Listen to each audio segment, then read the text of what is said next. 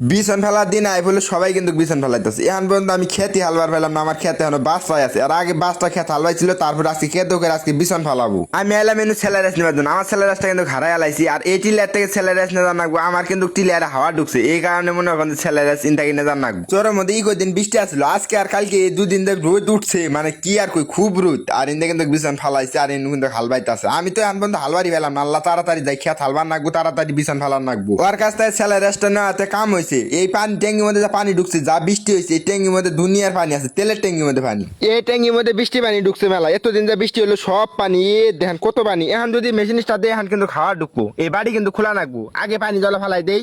পানি ফেলাইলে আর আমাদের পানি জমা হবো না, এখন পানি ফেলাম।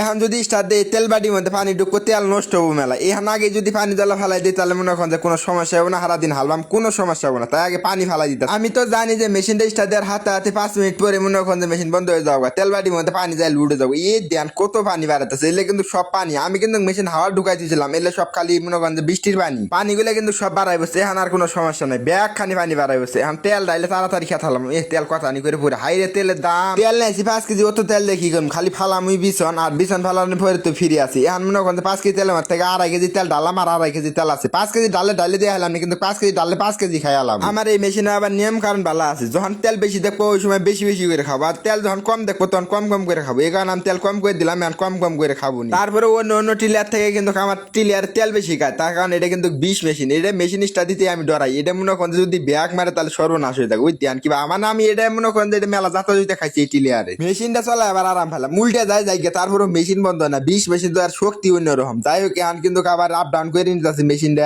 আবার সামনে দেন কত বাস টাস পইরা আছে। মোবিল চেক করে স্টার্ট দিলাম, এবার ধুমে বাড়ে যাচ্ছে। আর ধুমে তো বাড়াবে, কতদিন বৃষ্টি হইলো, কতদিন ধরে মেশিন বন্ধ হয়ে আসলো, তাও যে প্রথম হ্যান্ডেল স্টার্ট দিচ্ছে এটাই তো বেশি কিছু। মেশিন কিন্তু ভালো করে আপ ডাউন করে নিতে আছে। টিলারটা কিন্তু ক্লাস ধরে না, ব্রেক নাই। এখন মনে করেন 2 মিনিট কেপটি ধরে তারপরে মনে করেন দিয়ে ফেলাইলাম, মানে রিক্সে চালান নাকি আর কি। মেলা দিন পর আজকে আবার টিলার নিয়ে রওনা দিলাম মনে করেন বিছন ফালানোর উদ্দেশ্যে। বিছন তো আর আজকে ফালাম না, বিছন না ফালাইলো আজকে খেতটা হালবাই তুই গাছগুলো মরে যাই। 2-3 দিনের মধ্যে বিছন ফালাই আলাম, তাড়াতাড়ি বিছন ফালাম।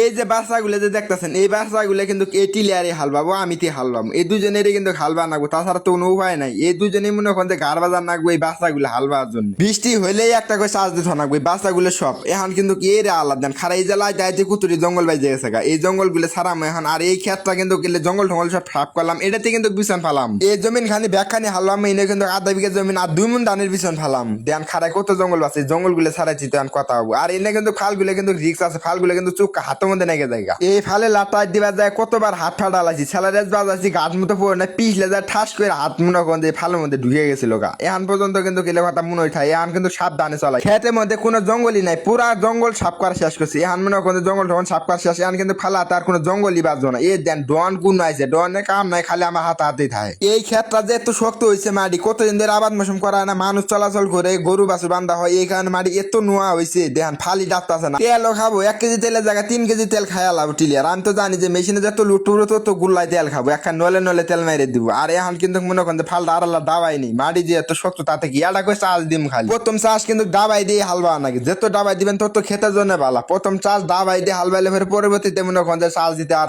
অসুবিধা হবে না, মানে সহজ হয়ে যাবো, একবার সহজ হোক। বেশি আবার ডাবান যাবো না, এই শক্ত মাটি, তার মধ্যে আবার লুট বেশি করবো। যাই বেশি দাবাই নেই কি আমি মনে করেন খেতাল আসলে তো খুব লুট করতেছে মেশিন। এই রে আল্লাহ দৌড়ি মারে নাই, আমি তো জানি যে দৌড় মারবো গাড়ি একটা, আসলে দৌড় মারছে। দেন আমি যেটা ভাবছিলাম মনে মনে আসলে দৌড় মারছে। বেশি লুট পড়লে পরে মেশিনে মনে একটা দৌড় মারবো, গিয়া নিডল হয়ে মনে করেন বন্ধ হয়ে যাবো, খুব লুট পেয়ে বন্ধ হয়ে যাবো। আবার স্টার্ট দিলাম মনে করেন বডিটা ভাসাম, বডিটা ভাসা তারপরে হালবান না, তো লুট ফালায় হালবান যাবো না। আবার দাবাই দিয়ে লুটে ফেলায় হালবাম। আবার যদি দৌড় মারে নদীর মধ্যে যাবো, টিলিয়ার নদীর মধ্যে যাবো, আমি মধ্যে চলে পড়বো। আবার ও তো লুট ফালায় হালবান যাবো না, কম করে দাবাই দিয়ে হালবাই। আমার কাছে মেশিনটা সমস্যা মনে হইতাছে, ধুমে মারতাছে। আমি তো বুঝতে পারছি না যে ধুমে মারতাছে কি এর জন্য, হয়তো মোবিল খাইতেছে, নয়তো নজল ফেলেন যার সমস্যা হয়েছে, এই কারণে ধুমে মারতাছে। আস্তে আস্তে ওই বাইতে থাই, সমস্যা হয়ে গিয়ে পরে সমস্যা হলে পরে ঠিক করে যাবো। আবার বিছন ফালাই, বিছন ফালার পরে তারপরে মেশিন জার্মনি একবারে। এখন কিন্তু আস্তে আস্তে ফাল মেলা দাবাই দিছি। এখন কিন্তু মাটি গুল্লাই উঠতেছে, এত একটা রোদ উঠছে, আসলে খুব রোদ উঠছে। একটা শোল ঠোল গাইমে শেষ হয়ে গেছে গা, আমার তো বিন্দে কুইলে নালবাতি জ্বলে গেছে গা। হালবা শেষ, একবারে 2টা করে চার্জ দিয়ে দিলাম। এখন মনে করেন কোনো সমস্যা না, বৃষ্টি হইলে পরে কেটে হয়ে যাবো। আর এখনো কিন্তু মেশিনে ধুমে মারতে আছে, ফাল গিয়ার বন্ধ করি বাইরে যাম গা টিলিয়ার।